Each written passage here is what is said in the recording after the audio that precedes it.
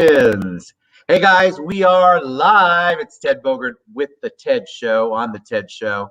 Super excited to have Kendra Davies back on our Talk It Out series. Hi. Hey Kendra, what's happening? Hello, everybody. So we're going to talk about, and she's obviously with Stellar Life Coaching. And I have the little, if I didn't put it down there, I will. I meant to stellarlifecoaching.com. But Mhm. we are talking today about perfectionism, being Mm. present over being perfect. I love this topic because I think I'm perfect in every single way. Um, Of course you are, honey. Little which Mary is, oh, Poppins. thank you. I'm Mary Poppins. Of course, that's exactly right. But I do think people get Mhm. caught up in it. I think people, it impacts their personal life, their professional life, spiritual life, everything. I mean, I've had people say I have to say the perfect prayer to, I mean, there's just so Mm. many things that people really get caught up in it. And I think it's Mhm. part of our society right now. I mean, people are really hard on themselves. They're also reading all these books. So I've got to read all these books, got to get 20 books in while COVID, like there's just so much of it. It's running rampant. But you came up with the title, you came up with the subject, which you always do. So thank you. So tell us Mhm. a little bit about why, and then let's dive in.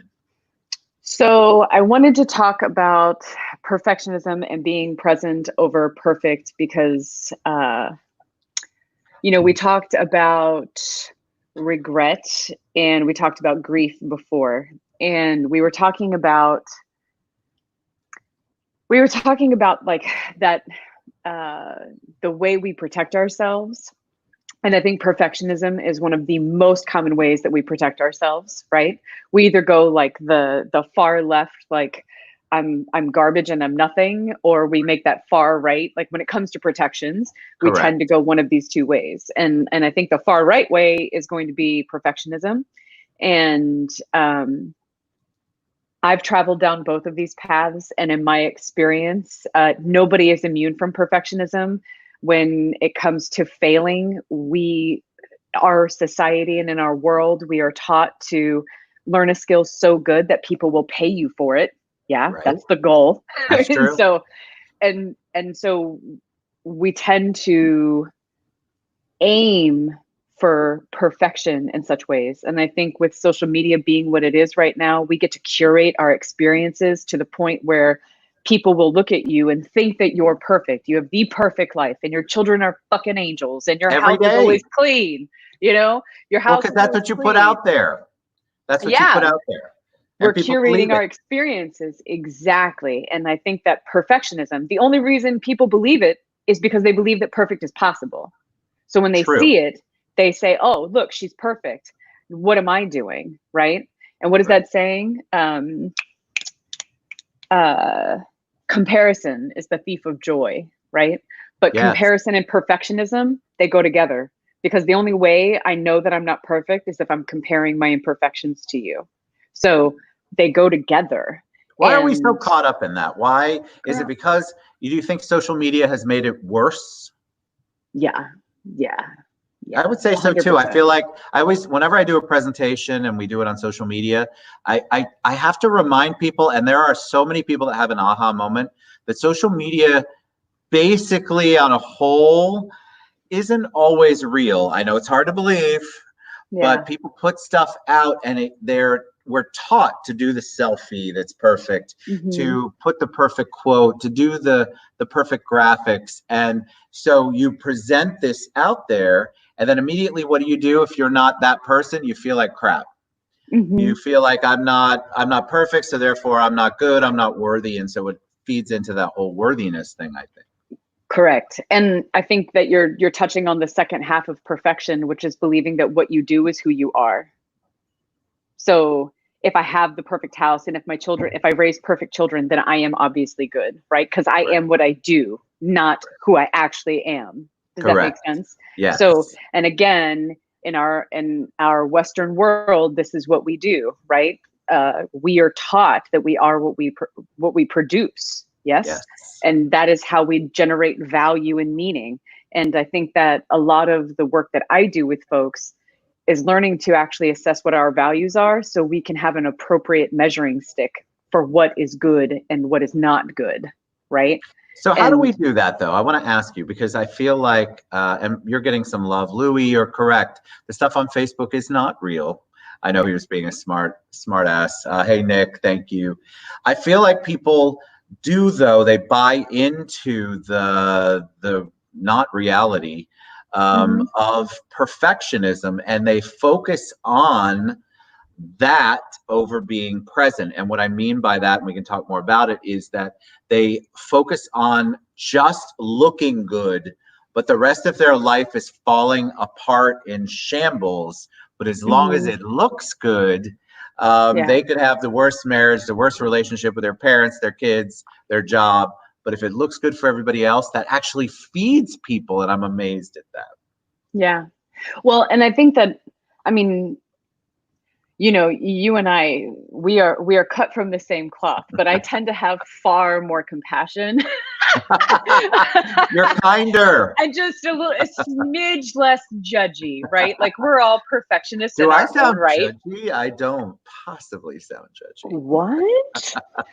So, but I feel like at the end of the day, we all have some version of this. And, even for me, shocker, I have, I have, I have a bit of this perfectionism, right? And I used to joke about being a recovering perfectionist, but I feel like perfectionism is a lot like alcoholism. Like if you have it, you always have it. You You know what I always mean? Like do. this is a permanent, lifelong illness that I have. But it's recognizing that as we start to move the outside pieces, that doesn't change the inside stuff. That's why we Right. say it's present over perfect. Am I present in my body? Am I present in my values? Am I present? Am I mindful of my thoughts? Am I mindful of my fears? Am I mindful of what I'm afraid people are going to think of me?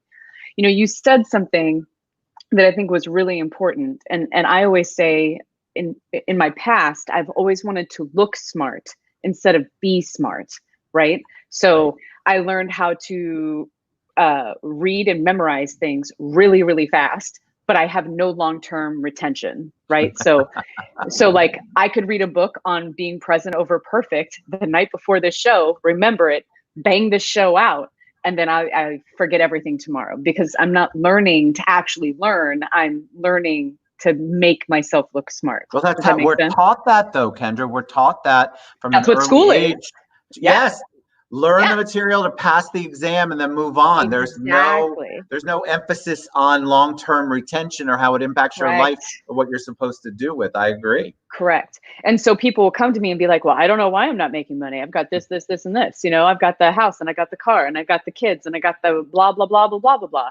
But I'm still not happy.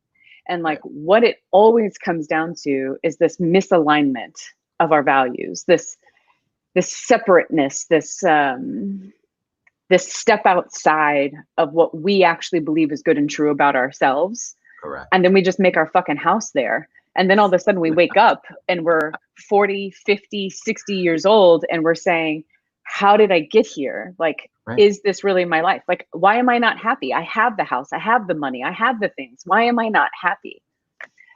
And I well, see my people. darling, It's people again. It goes back to the comparison thing you talked about earlier.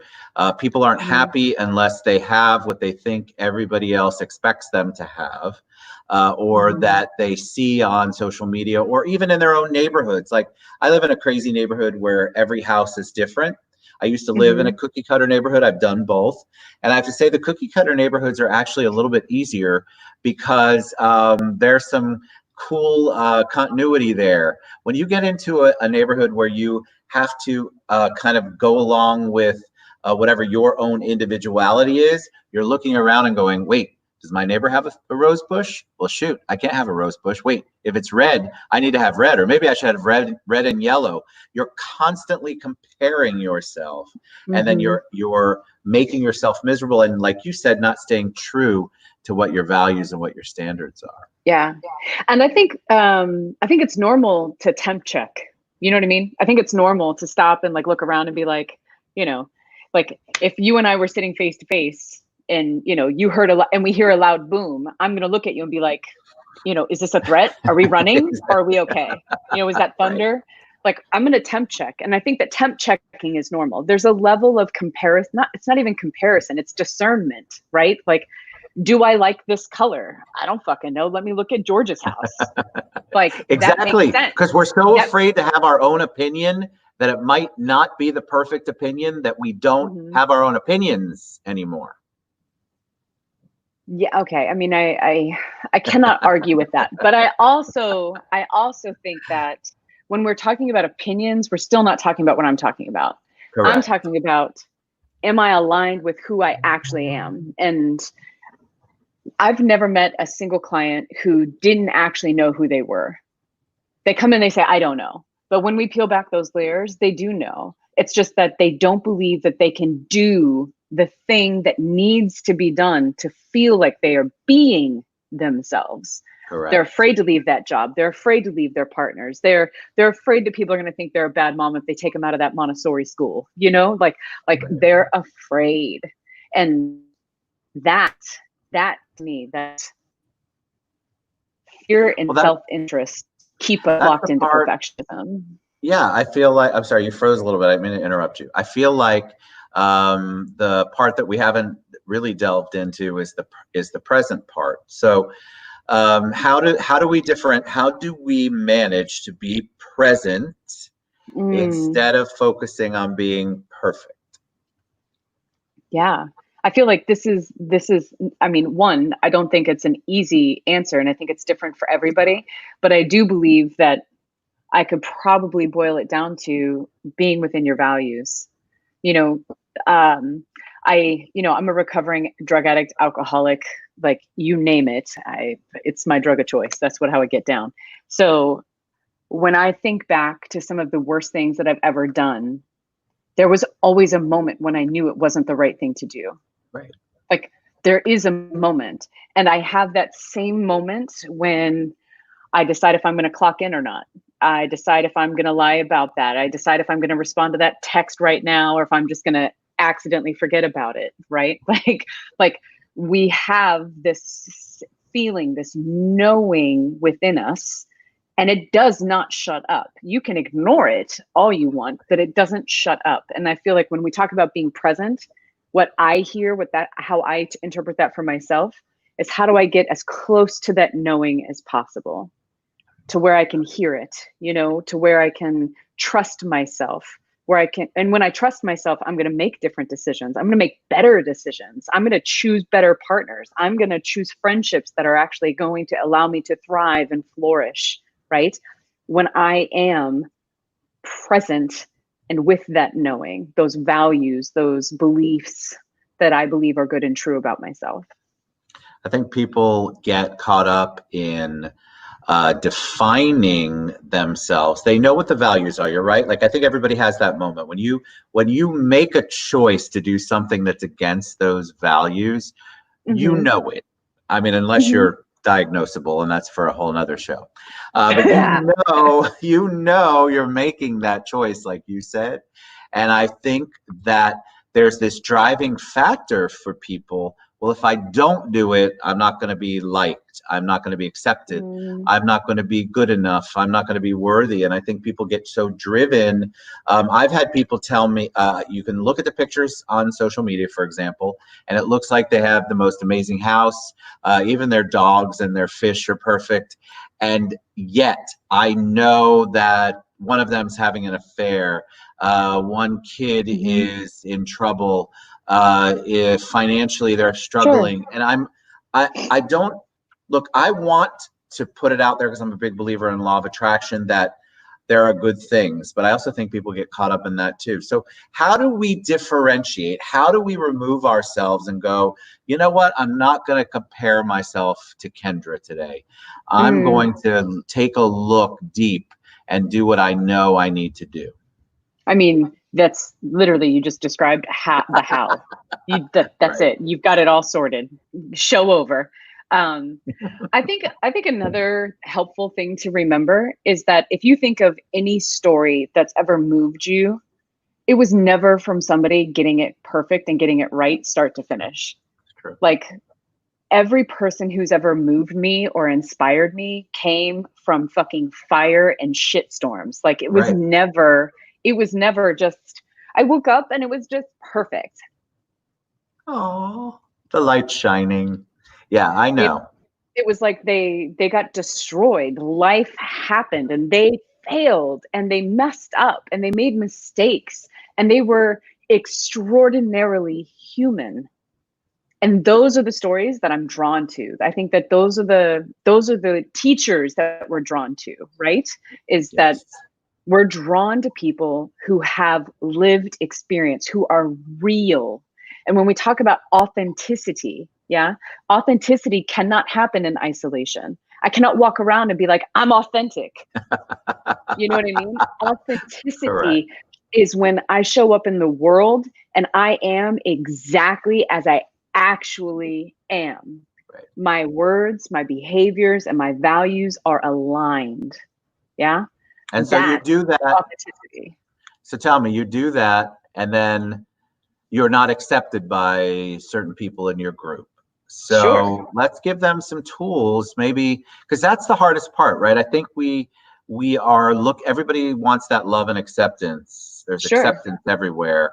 And so if we're not accepted by the group because we are adhering to our values and standards, how can somebody stand up? What are some things that they could do? Meditation, Hmm. evaluation, come to Stellar Life Coaching. I'm always going to get the Yeah. plug in. What can Yes. people And I do love though? that about you. Um, you know, I feel like I always go back whenever it comes down to like perfectionism. I think of like the five things, the five regrets of the dying. Are you Yes. familiar with this? Yes. I don't So know what I they can't. are, but I know. I, I know, and I can't list them right now on the show. So I hate it when I do shit like that. When I bring things up that I can't actually recall with any certainty. I think But working too much was one of them. right, but none of them were like I regret not being perfect. Right. What they are is regrets for trying to do shit that made them look perfect. Not Right. regret that they were not perfect. They regretted not loving more, not expressing themselves more. The regrets come when we are not in alignment and we behave outside of that, right? Yes. Like Yes. that is it. So I think that, if you want the how to, I think working with a coach, working with a therapist, I think is really helpful. I think paying attention, whenever I do this in workshops, I always use the example of honesty because this is a quality that most people like to believe that they have about themselves. But then when I ask the group, raise your hand if you've said yes to something you wanted to say no to, Right. right? Raise your hand if, you lied about when you saw that text message, Right. right?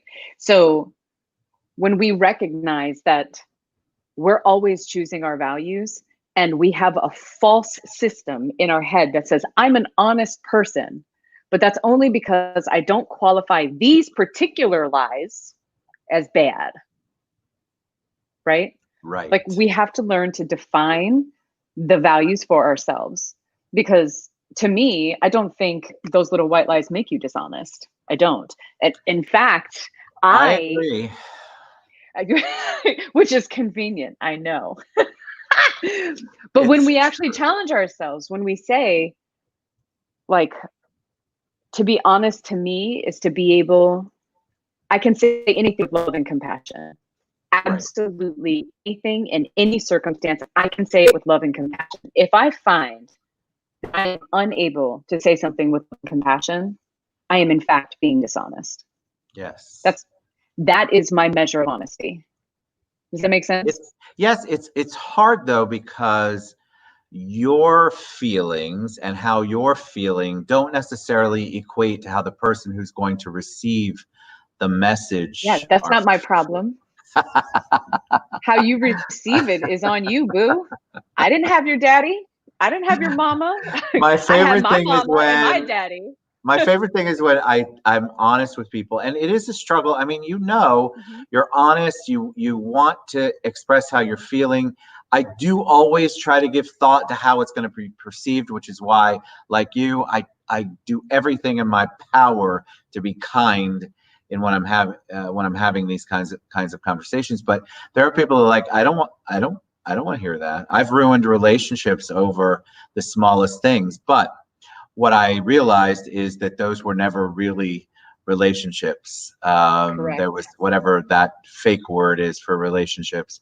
But I think it's important that you stick to it, because once you realize the power of sticking to your values and your standards and what you believe and what your basic humanness is, and you just go forth with that every single time, perfectionism's going to go away a little bit, and you're going to be more present and more honest in your life. So I agree 100% with you. Yeah. And also, like, the things that fall away were never meant for you. You know, Correct.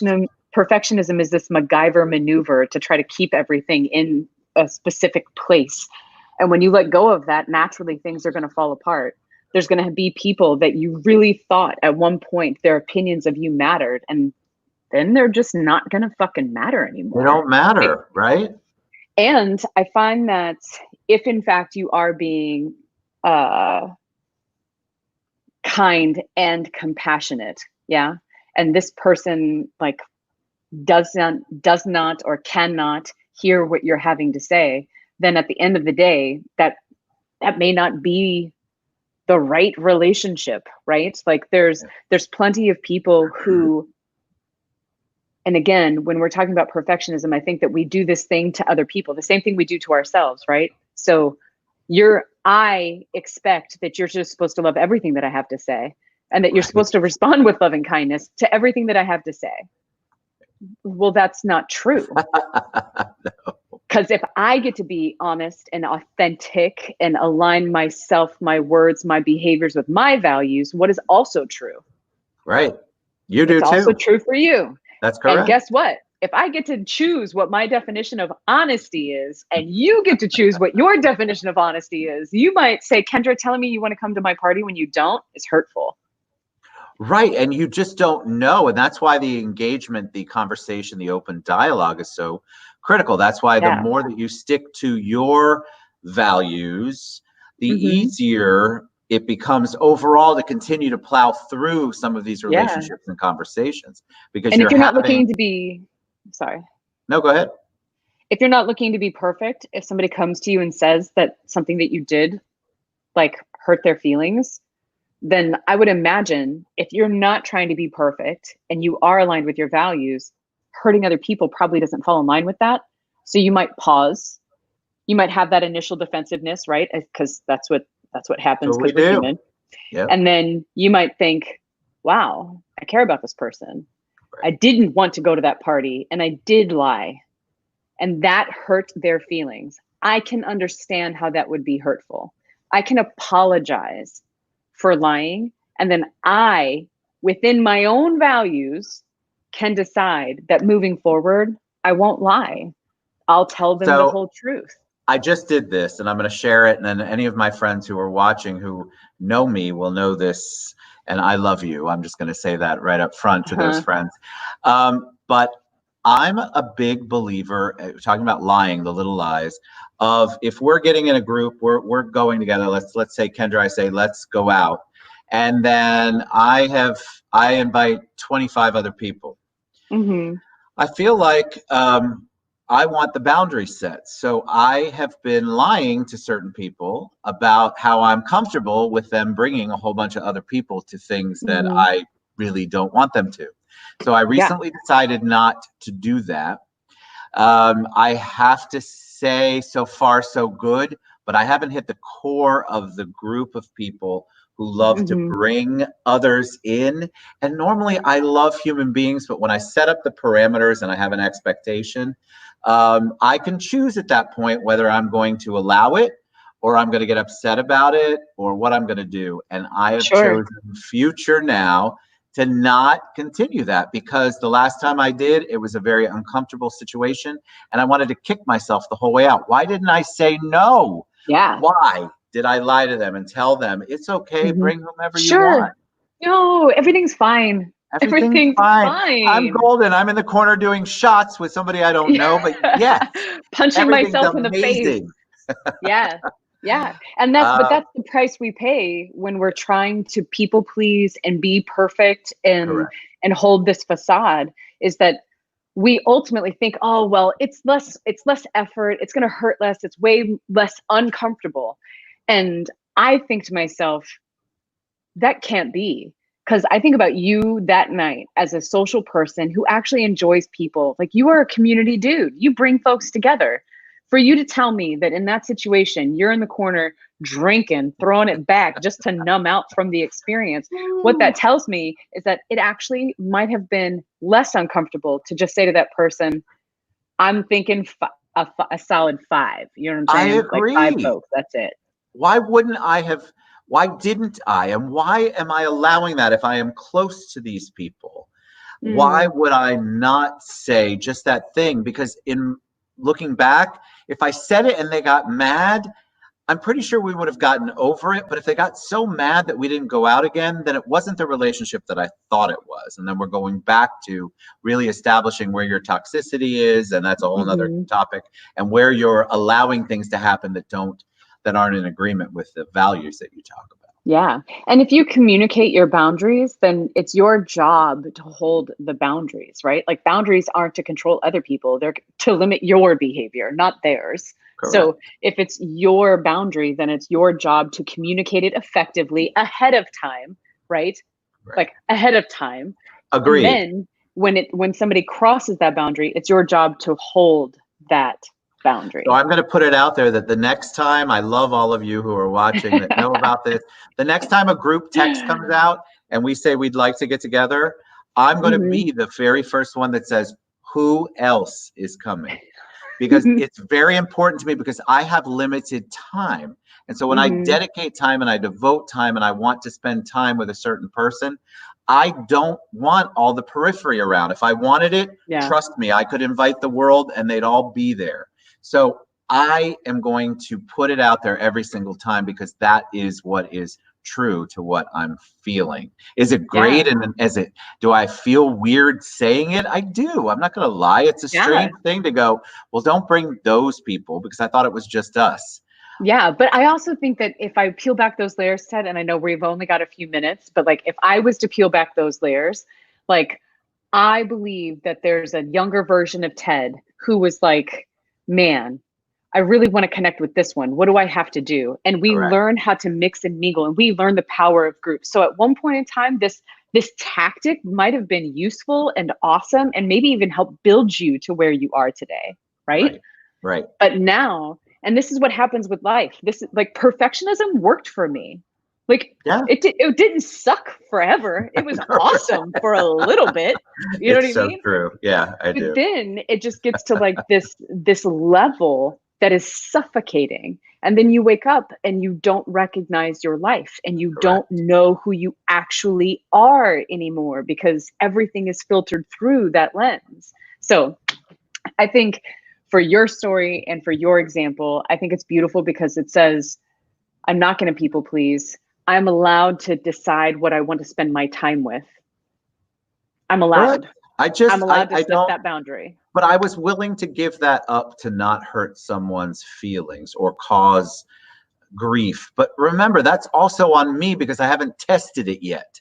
So it could be totally made up in my brain that it's going to cause grief. I don't know, but I do Hmm. know that I'm getting more and more toward getting rid of those little teeny things lies that I should not be telling, and Yeah. being, true to myself. All right. So that was amazing. Got lots of love up and down here. We love you guys. How can people reach out to you and get to know Kendra better, or maybe become one of your clients? So you can reach me at stellarlifecoaching.com. My phone number is on there. You can text that phone number. You can also email me directly from the website stellarlifecoaching.com. All right. You were amazing. Thank you. I Thank you, learn stuff darling. every time. You're amazing. All right. Thank you. Mwah. Thank you Bye, guys. All the everybody. love. Go hit it. Thank you so much, Kendra. Love you. Appreciate Love you you. too. Bye, honey. Talk to Be you well. later.